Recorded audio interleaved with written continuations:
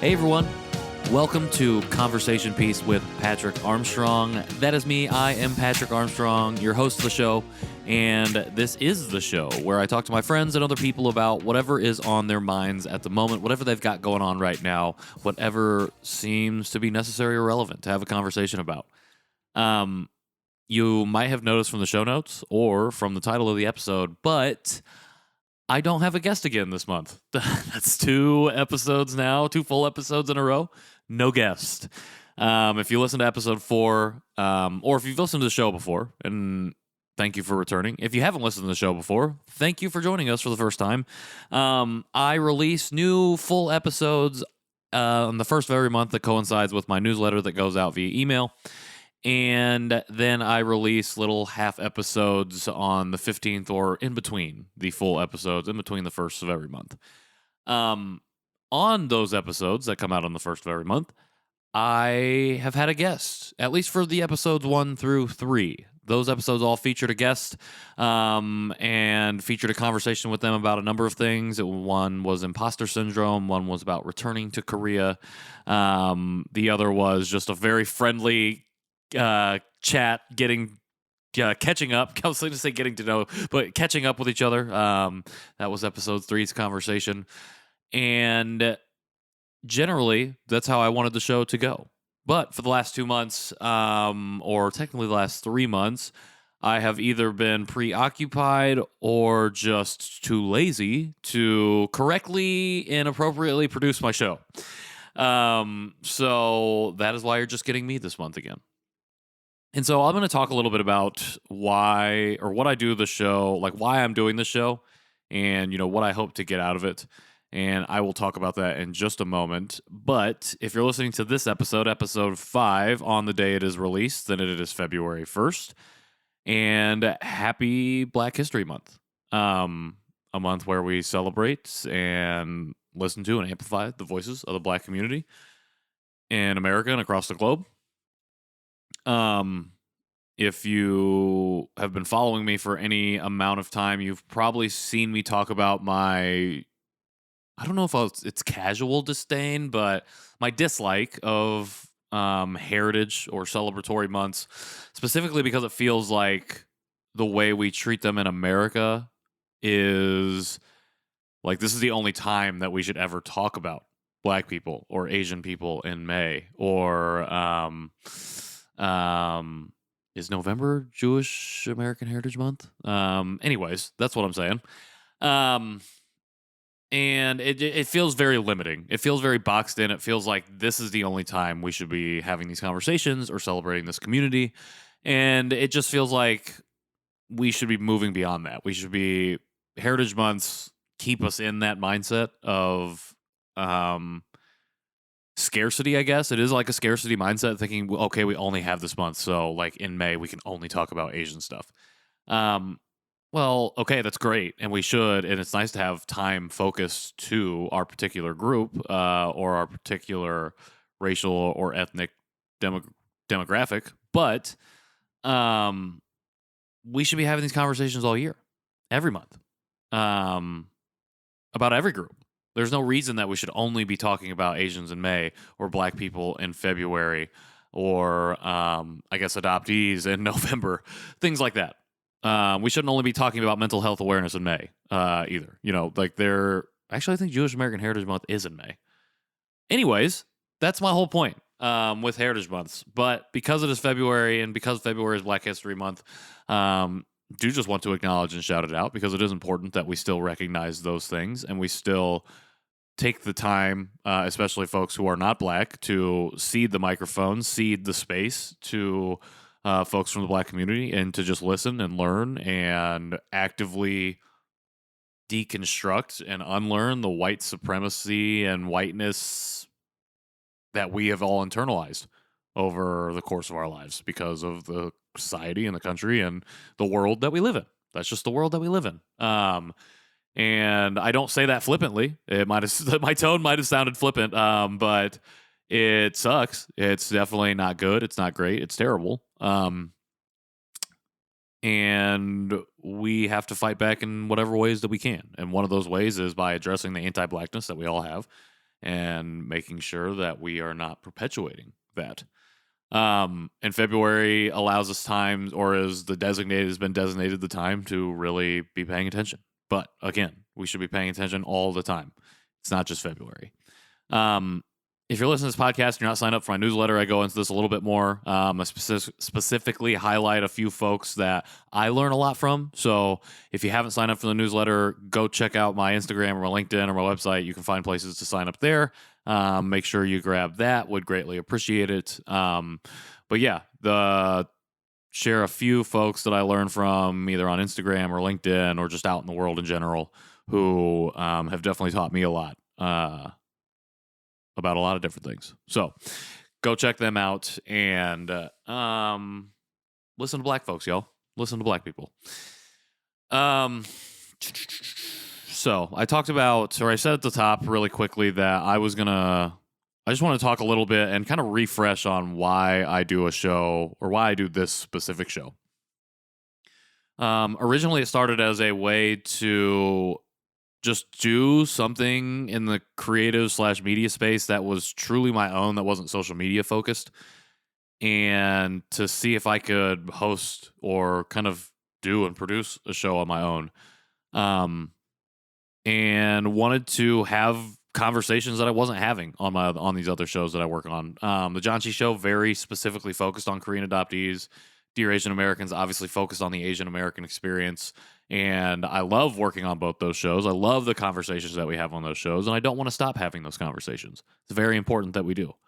But I want to continue to have different conversations, and I wanted to, and maybe this is a flaw, but have control over, or more of a modicum of control over, the content that was coming out on the show specifically.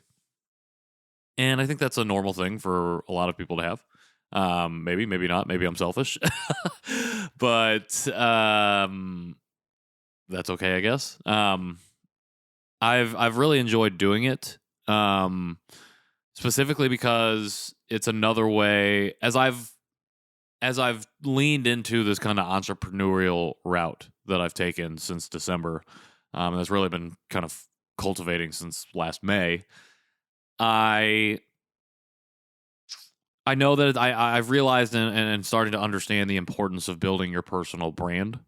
And so this show, Conversation Piece, is meant to be an extension of that brand and a chance for me to be able to sit down with some folks and have conversations and have that wrapped under that brand that may not be just a LinkedIn post or an Instagram post. And may not be fit specifically for like a Dear Asian Americans conversation or a John Chi Show conversation. And so as I pursue, opportunities to speak or to host workshops or whatever the case might be, the podcast was meant to be something that helped me dive a little bit deeper and also, again, engage and partake in conversations that I just wasn't having in the other areas that I've been working on. As a storyteller, as someone who really takes pride in the privilege that I have to share stories, podcasting has just been the medium that's really worked for me the best. I don't feel like I'm very good on camera all the time. I think I can be if I worked at it. I think I am just super self-conscious all the time, and I even hitting acceptance and like finding new heights within accepting myself, I still find myself falling into the trap of self-loathing or just really not enjoying myself for whatever reasons, like whether it's a physical appearance thing or whether it's how hard I've worked in a day or whether it's just not taking advantage fully of the time that I have to do something and feeling like I've failed or I'm not worth or worthy enough to do that work, which is not the case. And I know it's not true, but I still struggle with that. I feel like I've been feeling myself feeling those I just said feel a lot, feeling those feelings a lot more recently.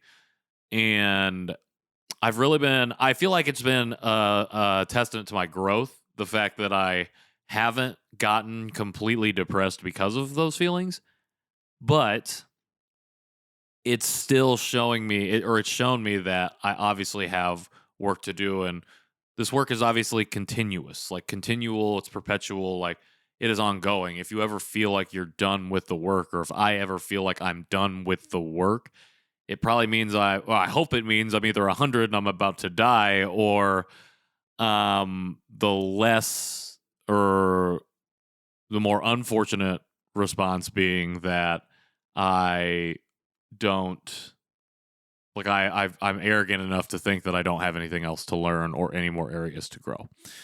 So I don't know why I just got off on that tangent. Anyways, that's why. Well, that's what I wanted to do. Well, that's why I want to do the show, or one of the biggest reasons to do the show. And then as I started to do the show, and real, I mean, honestly, okay, I said all this, and if you listen to the last episode of the John Chi Show, I talk about this, this kind of like ramblingness that I get on, and feeling like from the beginning of my journey to now, I've gotten better or more succinct at explaining things, and then taking a long time to explain those things in an unsuccinct way. The TLDR is I started this as a way to have those different conversations to coincide with the newsletter that I was writing, to dig deeper into kind of my own personal work that hopefully would springhead me, or springboard me to other opportunities, specifically financial opportunities from like a speaking or a workshop perspective. And so that was the goal. And again, to develop that personal brand. As I've been going on, and as I've found myself, especially over the last few months, like not hitting the schedule that I expected to keep myself on, especially for a show that only releases 2 episodes a month, I was worried for a moment. I felt a tinge of worry that I'm going to step away from the show. Like, I was like, okay, put this on the back burner. You've done just few enough episodes that I don't think anyone will notice if you don't do anymore. And I don't want to do that. I want to continue to do the show and continue to have these conversations. But something I've realized, especially as I've been doing some event stuff lately, is that the time and effort and energy commitment that I'm putting into certain projects, I need to start seeing a specific type of return on. And one of the things that I can see that return on is this show, is potentially my newsletter as well. But the show specifically, I think there's a lot of value here, a lot of untapped potential in the conversations that could be had here. But there's a lot of questions that need to be answered, or at least a lot of questions that you have to be thinking about as I take on this, as I potentially pivot the type of conversation that I've been having, or at least the way the show has been formatted. And try and do something that is sustainable. So that's the biggest question. Can I turn this show into something sustainable? And as I just said, I do think there's opportunity here to do that. And it's like, how do you monetize that? How do you reach the right audience?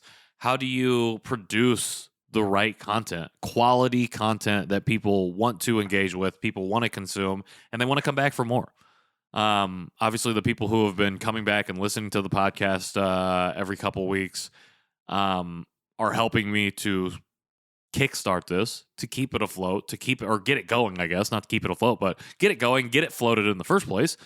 And now it's like, how do I expand that? How do I go beyond the folks who have been here since day one and bring in folks who can be new day ones, as you know, and add more day ones to my listener base, to the audience.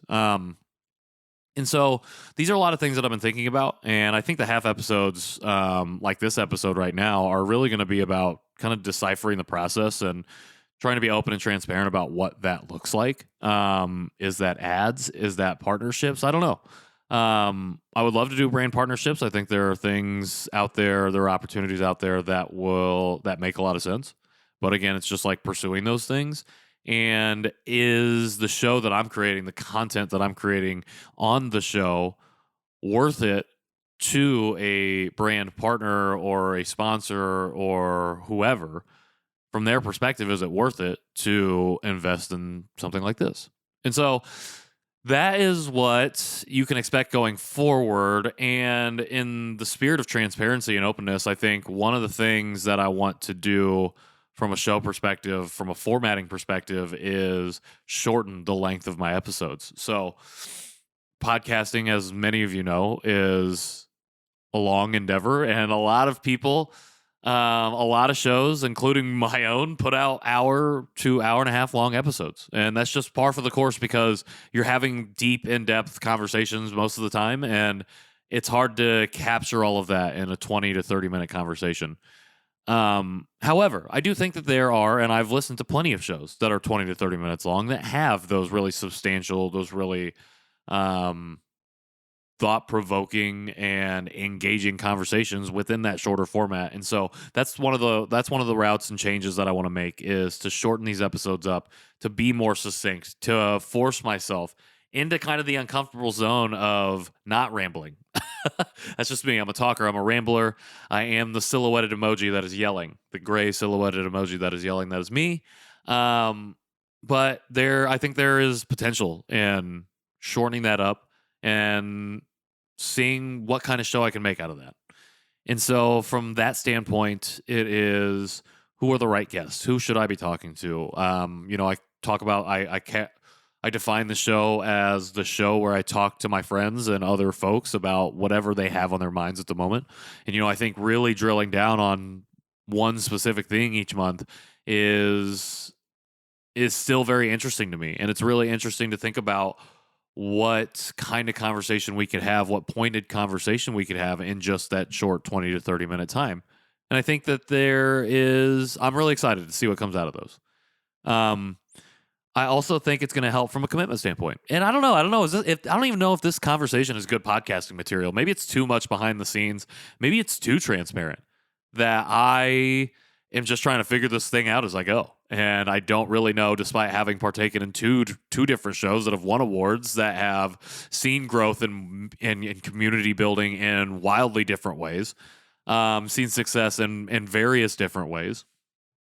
And yet I kind of jumped into this without a plan, with kind of, I don't even know. I can't even say, really. It was unplanned. It was really just tied to the newsletter and wanting to do my own thing. But as I reach a point of getting close to what I guess will be a 10th released episode, which would mean I've been doing this for 5 months now. It's like, okay, you can continue to give your time to this, but how do we make it sustainable? How do we make it so you want to come back, so other people in your audience want to come back, and also we can grow that audience? And so that's what I'm thinking about right now. Again, you're going to see probably shorter episodes come out. I might even increase the frequency of the episodes. I might do one a week. It seems like a lot, so I don't know if I'll do that or not. But again, another idea that I've been swirling around in my brain. And yeah, potential partnerships. So be on the lookout for that. If you're a listener to the show and you own a brand and you're like, yeah, I would love to support your show in some sort of partnership, let's chat. I got to create some socials for this show. I got to do a bunch of stuff for the show still. So actually, you know what? I'm putting it on the air right now that I'm going to have that stuff figured out by March. So hold me to it, people. That's it, though. That's what I want to do. And that's why I'm here, is to, again, have those conversations, like, from a speaking engagement perspective. The main topic that I have been working and workshopping with folks right now is about how we build empathy and disrupt how we build empathy with each other by disrupting harmful narratives about specific communities. And I tell that story. I talk about how we can do that through my lens as a Korean American intercountry transracial adoptee. And the experiences I've had in school and the corporate environment, and just public settings, and how I've gotten to this point to be able to do a show like this, to be able to be a part of different shows, to be able to go out and speak about it. And that's what I hope I can bring to the show as well. I hope this show becomes focused on how we do that. And that means not talking to just a bunch of East Asian folks. No offense, and shout out to all my East Asian family. Love you all. You already know what it is. But it's about moving beyond, and it's what can I learn, and what can I hopefully share from the people that I'm learning from with y'all, and doing that through this medium, doing that through the newsletter, doing that through the social media work that I do. Is really, really important to me, and I'm excited about what's to come. I feel like I said that, and I feel like deja vu. You say I'm excited about what's to come every month, and I think that's good. I think it's good to be excited about it. Nervous, but excited. So, you can expect that. I am definitely going to drop an episode on the 15th, so be on the lookout for that as well. Short month this month. Please be on the lookout for the March episode. If it doesn't have a guest and you are done with me, don't blame you. That is just me continuing to stumble, but don't worry. I'm going to right the ship. Maybe just walk unstumbly for a while.